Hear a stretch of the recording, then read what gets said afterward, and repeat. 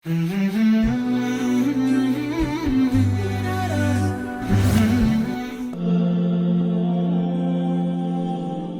الله الرحمن الرحيم الحمد لله رب العالمين والصلاة والسلام على سيد الأنبياء والمرسلين وعلى آله وصحبه أجمعين وبعد كهلو أسكدمي በዚህ በተከበረው ጉባኤ ፊት ቆሜ ንግግሬን ለማድረግ በመብቃቴ ከፍተኛ ደስታ ይሰማኛል።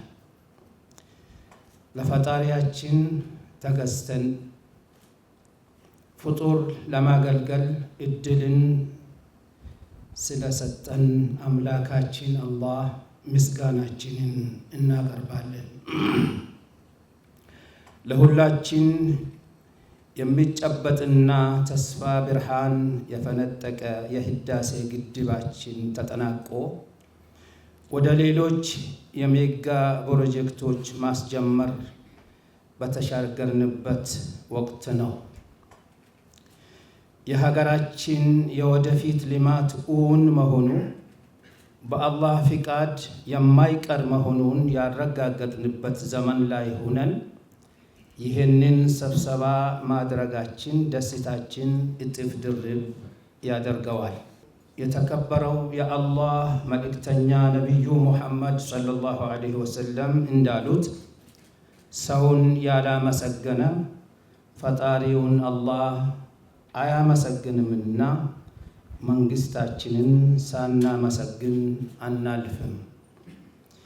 የዛሬው ስብሰባችን አፈጻጸሞች የሚገመገሙበት እቅዶቻችን የምናጸድቅበት መሆኑና የአንድነታችን ተምሳሌት የአብሮነታችን መገለጫ መሆኑ እየገለጽ ስንተባበር የምንመኘውና ለሁላችን የምትመች ሀገር መገንባት እንደምንችል የምናበስርበት በእምነቶች መካከል የመግባቢያ ድልድይ ለመገንባት ያለንን የጋራ ቁርጠኝነት የምናድስበት ወቅት ነው።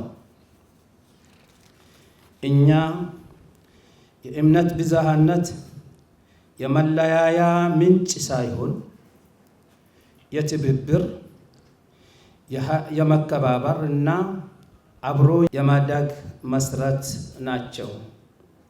የአዲስ አበባ የሃይማኖት ጉባኤ የተለያዩ ቤተ እምነቶች በአብሮነት ከቆሙ የሰላም አጋር ሊሆኑ እንደሚችሉ በተግባር አሳይተዋል። በአንድነት ውጥረትን በማብረድ የውይይት ባህልን በማጎልበት ለተከታዮቻቸው እውነተኛ ርህራሄ፣ ፍቅርንና ፍትህ የሃይማኖቶች የጋራ እሴቶች መሆናቸውን አረጋግጠዋል። አዲስ አበባችንም የሞራልና መንፈሳዊ ልዕልና የነገሰባት የመቻቻል የመከባበር ትምሳሌት የአብሮነት መገለጫ እንድትሆን እጅ ለእጅ ተያይዘን እንድንሰራ በልማታዊ ጉዳዮች በመንግስታችን ጎን ተሰልፈን የሀገራችንን ሁለንተናዊ እድገት እንድናረጋግጥ ጥሪዬን አቀርባለሁ። የሃይማኖት ተቋማት እጅ ለእጅ ተያይዘው ሲራመዱ የሀገሪቱ እድገትና ሰላም እውን ይሆናል።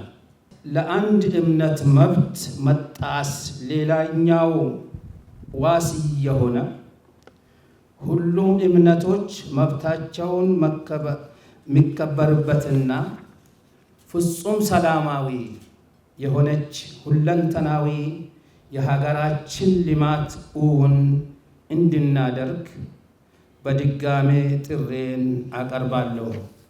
ለአንድ እምነት መብት መጣስ ሌላኛው ዋስ እየሆነ ሁሉም እምነቶች መብታቸው የሚከበርበትና ፍጹም ሰላማዊ የሆነች ሁለንተናዊ የሀገራችን ልማት እውን እንድናደርግ በድጋሜ ጥሬን አቀርባለሁ።